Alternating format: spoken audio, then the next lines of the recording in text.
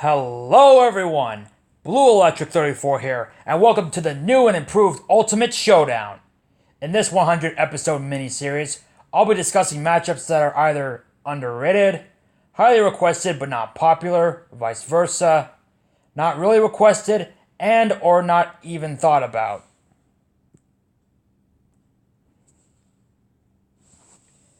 I'll also be talking about the connections, some of their weaponry and powers, and who I think is going to win.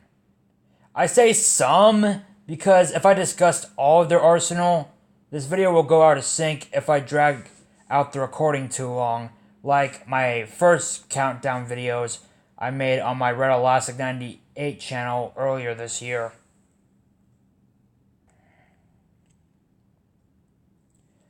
And since we're reaching the end game of October, the first 5 episodes will be horror-related matchups, or at least Halloween-related matchups. All of them might not be released before the end of Halloween, but I'm going to try my damnest.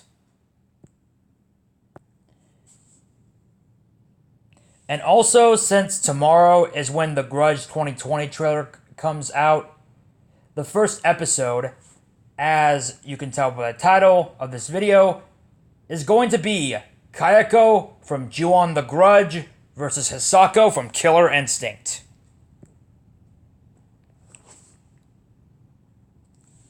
Now, since these two have almost no legitimate feats whatsoever, I won't be spending a whole lot of time with this episode, but I make no promises. To start things off, let's talk about what they have in common. Both of them are women who were murdered by evil men, came back as vengeful spirits, and will kill anyone who sets foot on their property regardless if their victim or victims are still on their property or not. And they also crawl on their hands and feet like a crab. So connection-wise, this matchup makes a ton of sense.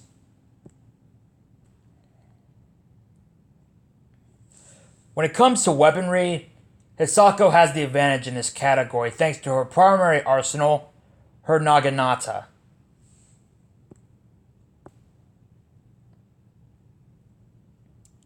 Hisako also has a variety of supernatural abilities. Aside from crawling, she can also teleport, possess her opponents, and attack her opponents with her razor-sharp teeth when she lures them to her.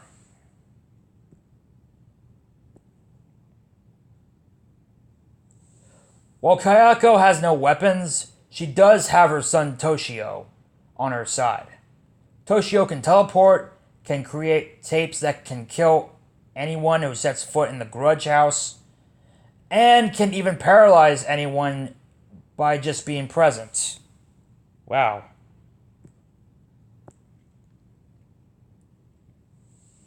Kayako also has her fair share of powers. She can manipulate people's dreams, create false illusions. She can also possess any living human to do her bidding. She also has telekinesis and telepathy to confuse her victims. She can shapeshift into other creatures. And she can heal really quickly after she has been hurt.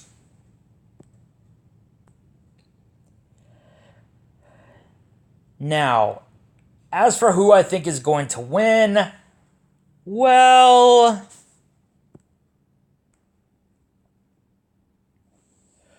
while both are spirits who cannot be killed by violence alone, Kayako somewhat stomps Hisako into the ground.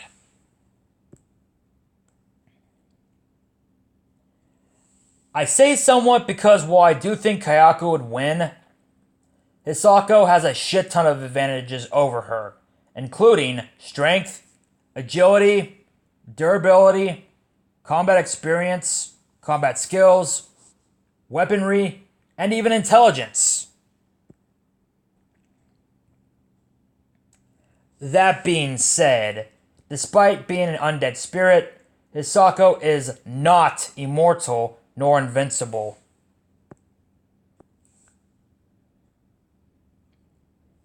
Hisako can be knocked out by mortal opponents, and if she leaves the Village of Whispers for too long, she will start to weaken and eventually disappear into thin air.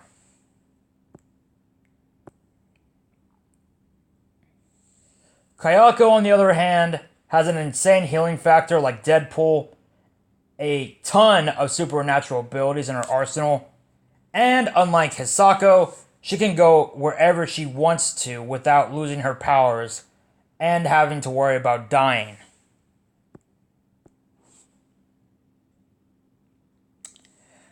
But the only way Kayako can win is if she lures Hisako away from the Village of Whispers for long enough for her opponent to weaken and disappear.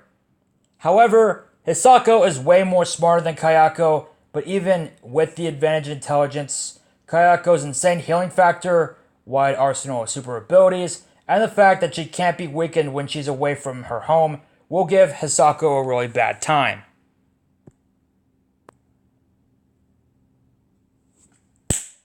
And with all that being said, the winner of this fight, in my opinion of course, is Kayako Saeki.